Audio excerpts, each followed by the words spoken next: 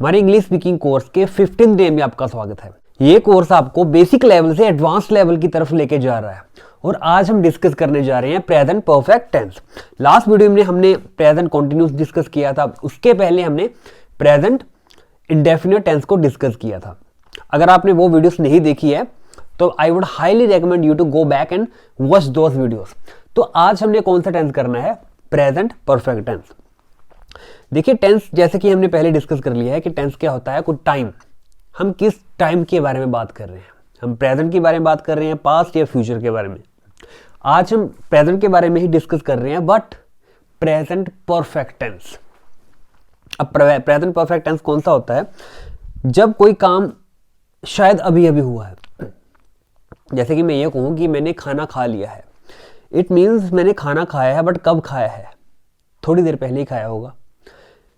Present perfect tense में क्या है? अब हम पास्ट की बात नहीं कर रहे हैं, हम बात कर रहे हैं ऐसी चीज की जो जस्ट अभी ही हुई है, शायद कुछ टाइम पहले ही हुई है वो, इसीलिए इसको प्रेजेंट में रखा गया है। या सिंपली हम ऐसे कहें कि जब किसी सेंटेंस के लास्ट में लगा होता है चुका है, चुकी है, चुके हैं, जैसे कि वो खाना खा चुकी है, वो जा चुके हैं, वो स्टडी कर चुके हैं, या ऐसे भी कह सकते हैं कि उनके पीछे या ये ऐसे भी लगा हो सकता है, जैसे कि उसने खाना खा लिया है, तो ये लास्ट में या है लगा हुआ है। वो जा चुका है, या उसने दुबई देख लिया है, उसने पिज्जा खा लिया है, उसने पिज्जा खा लिया है। तो ये हमारा चुका है, चुकी है, या है, ई है, इसके पीछे लगा हुआ हो सकता है। तो हमने ये देखना है कि अगर हमने इनको इंग्लिश में बनाना है, if we have to translate these sentences into English language, what are the rules that we have to follow. तो अभी हम वो रूल्स देखेंगे। सबसे पहले हमने ये पिछली वीडियोस में देख ही लिया है कि सब्जेक्ट हम किसको कहते हैं, जिसके बारे में बात हो रही है या जो काम कर रहा है, सब्जेक्ट। और उसके बाद हमने हैज या हैव लगाना है, और उसके बाद वर्ब की थर्ड फॉर्म, और उसके बाद हमने ऑब्जेक्ट को प्लेस कर देना है। सबसे पहले सब्जेक्ट कौन सा होता है? जिसके जो काम कर रहा है, जैसे कि मैं खाना खा चुका हूं, तो इसमें सब्जेक्ट क्या है? मैं, आई। उसके बाद हैज लगना है या हैव लगना है, एक ऑप्शन हमें यूज करनी पड़ेगी। तो हैज किसके साथ लगेगा? अगर बात ही, शी एंड इट की हो रही हो, या हम सिंपली कह सकते हैं अगर सब्जेक्ट ही, शी या इट में कोई भी हो तो हम वहां हैज लगाएंगे। अगर बात आए, मेरी, वी, यू, दे की हो रही है तो हम वहां हैव का यूज करेंगे। उसके बाद हैज एंड हैव का हमने सिलेक्शन करना है कि कौन सा यूज करना है। उसके बाद हमने वर्ब की थर्ड फॉर्म वहां प्लेस करनी होती है, और उसके बाद हमने ऑब्जेक्ट को वहां प्लेस करना है। तो सिंपली हम इस कंक्लूजन में पहुंचे हैं कि सबसे पहले वर्ब, सबसे पहले हमारा सब्जेक्ट, उसके बाद हैज या हैव, उसके बाद वर्ब की थर्ड फॉर्म, और उसके बाद ऑब्जेक्ट को हमने प्लेस करना है। वर्ब कौन सा है? जो काम होता है, जैसे कि मैं खाना खा चुका हूं, तो आई के साथ हमने हैव लगाना था। ये हमने रूल पहले ही पढ़ लिया है। आई हैव, मैंने खाना खाया है, मैं खाना खा चुका हूं। तो मैंने क्या कर चुका हूं? मैं खाना खा चुका हूं। तो खाने की इंग्लिश क्या है? ईट।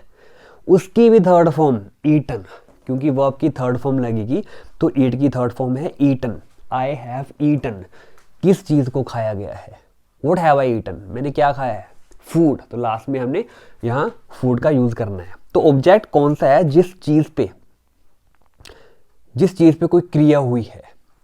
The thing on which some work has been done, जिस चीज पे कोई चीज क्रिया हुई है वो हमारा यहाँ ऑब्जेक्ट हो जाता है।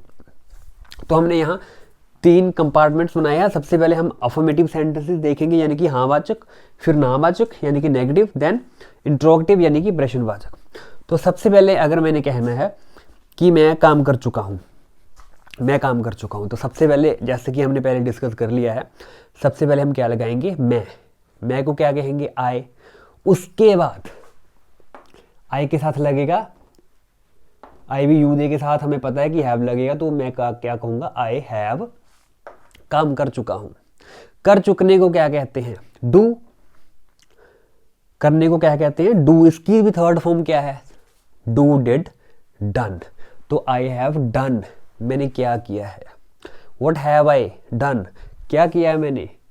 काम। तो यहां आ जाएगा हमारा वर्क, हमारा ऑब्जेक्ट क्या है, work. I have done work, I have done work, I have done work. Work क्या है, हमारा ऑब्जेक्ट है। तो अगर हमने इन्हें नेगेटिव फॉर्म में कन्वर्ट करना है, अगर हमने नावाचक बनानी है इसकी, तो कैसे बनाएंगे, सिंपली हैज या हैव के साथ हमने नॉट लगा देना है, तो we are done. I have done work, I have not done work, simple है, I have not done work, I have not done work. अगर इसकी हमने इंट्रोगेटिव फॉर्म बनानी है कि क्या मैंने काम कर लिया है या मैं काम कर चुका हूं, तो सिंपली हम क्या कहेंगे, क्या करेंगे, हैज या हैव को हम सेंटेंस के शुरू में ले आएंगे। हैज या हैव को, have I done work, have I done work, have I done work. So this is simple.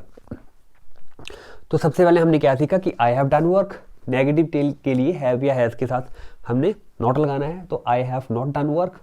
Interrogative बनाने के लिए हमने हैज या हैव को सेंटेंस के बिगिनिंग में प्लेस करना होता है, तो have I done work, have I done work.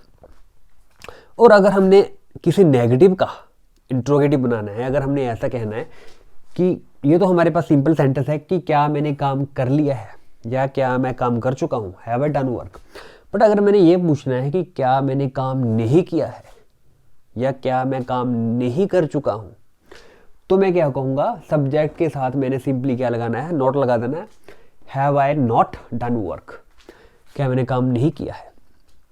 जैसे कि कई बार हम घर वालों से पूछते हैं कि क्या मैंने काम नहीं किया, हैवंट आई डन वर्क या have I not done work.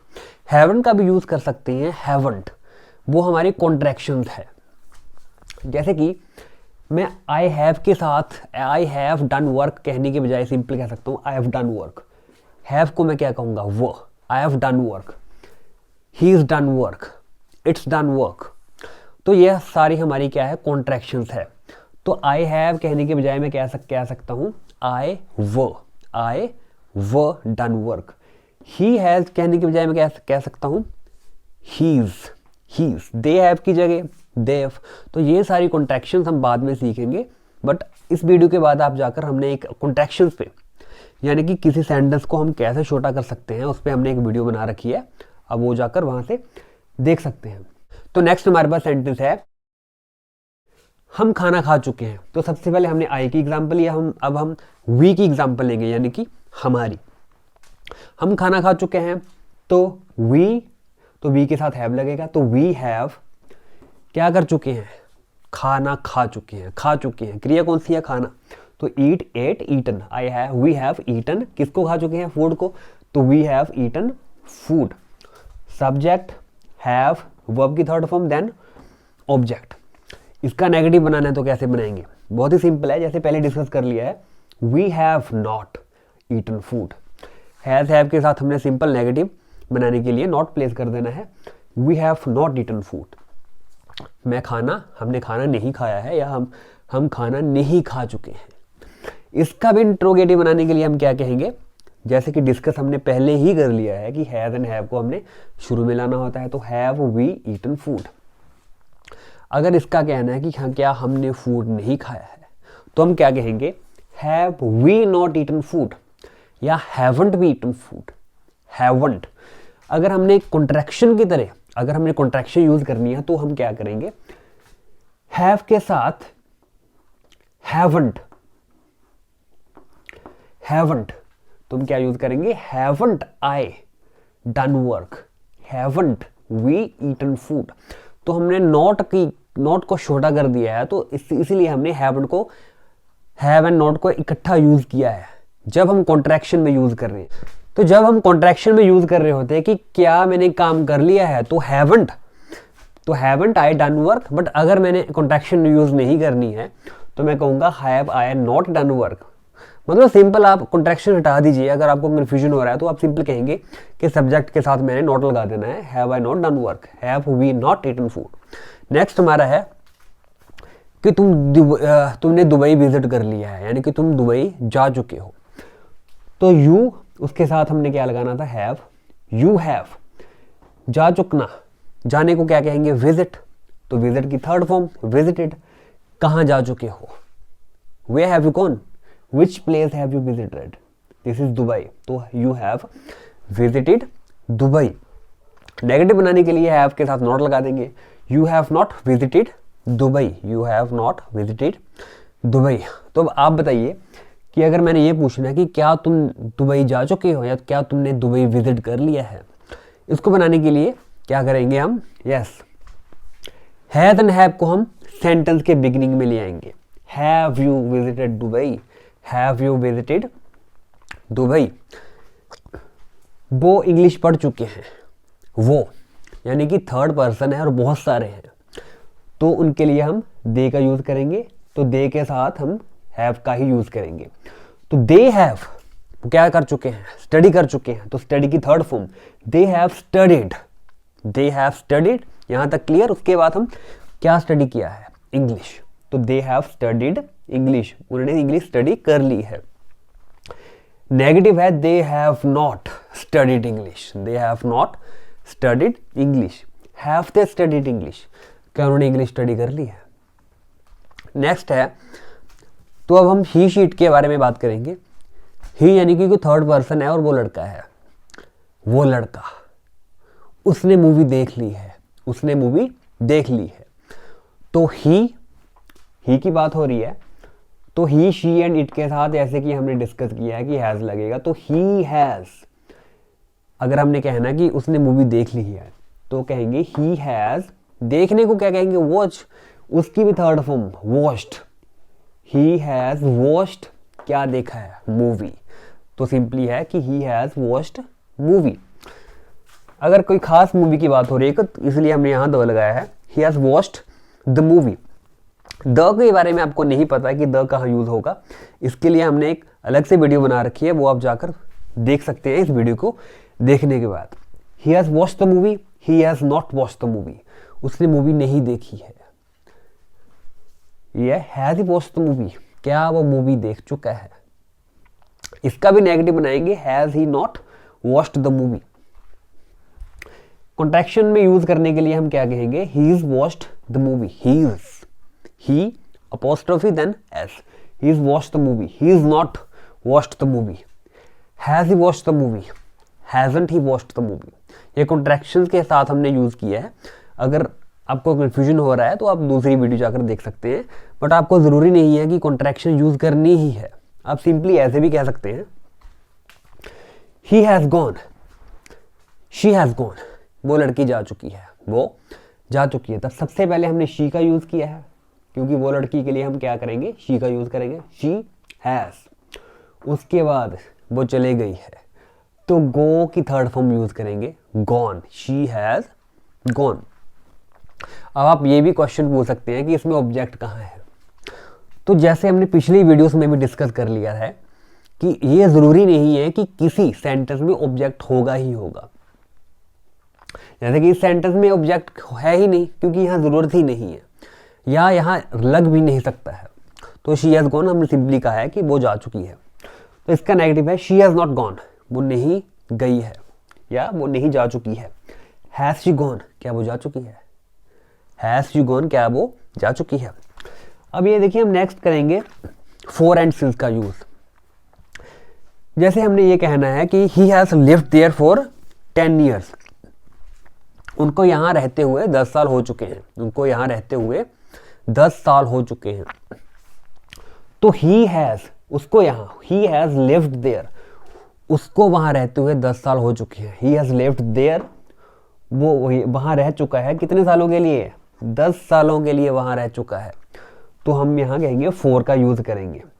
Four हम कहाँ यूज करेंगे, अब कितने सालों के लिए, 10 सालों के लिए। तो 10 साल क्या है कि ड्यूरेशन है, एक टाइम ड्यूरेशन है कि इस टाइम के लिए वो रह सकता है। या सिंपली हम ऐसे भी देख सकते हैं कि फोर हम वहां यूज करेंगे जब उस टाइम को हम गिन सकते हैं, जैसे कि सालों को हम गिन सकते हैं।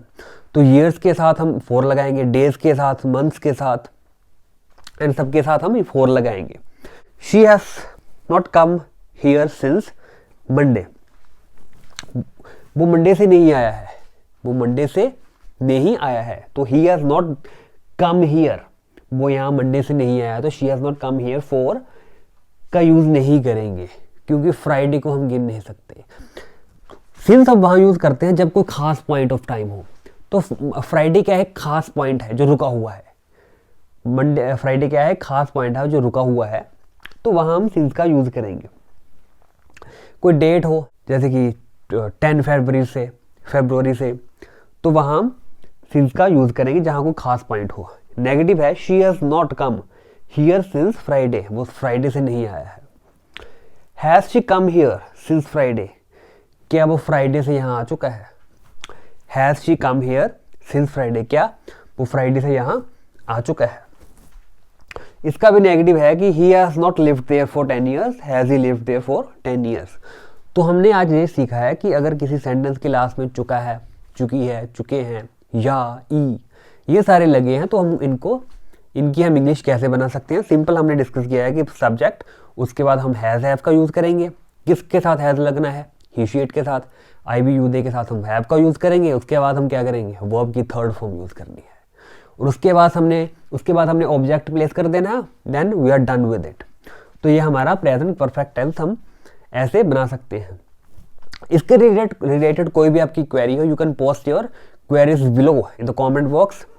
आप इस प्लेलिस्ट को अपने फ्रेंड्स, भाई बहन को, सबको शेयर कर सकते हैं जिनको आपको लगता है कि इस प्लेलिस्ट की ज़रूरत है, या जो इंग्लिश सीखना चाहता है। आपके बड़े भाई बहन, छोटे भाई बहन, कोई भी इंग्लिश की प्रेपरेशन कर रहा हो सकता है, या they can be appearing for a test, उनका कोई टेस्ट हो सकता है, या वो बोर्ड एग्जाम्स दे रहे हो सकते हैं। तो आपको इस वीडियो को उनके साथ शेयर करना चाहिए, क्योंकि हमने ग्रामर के सभी टॉपिक्स, लगभग सभी टॉपिक्स क्लियर कर दिए हैं। जेरेंड, प्रेजेंट कॉन्टिन्यूस, टेंसेस, तो सभी हमने पीछे पहले क्लियर कर ही लिए हैं। इनके अलावा एक्टिव, पैसिव, प्रेपोजिशंस, ये सारे मॉडल्स हमने सारे डिस्कस कर लिए हैं। तो you can go ahead and share these videos and this content with your friends also. Thanks for watching the video. Subscribe कर लीजिए चैनल को अगर अभी तक भी सब्सक्राइब नहीं किया है।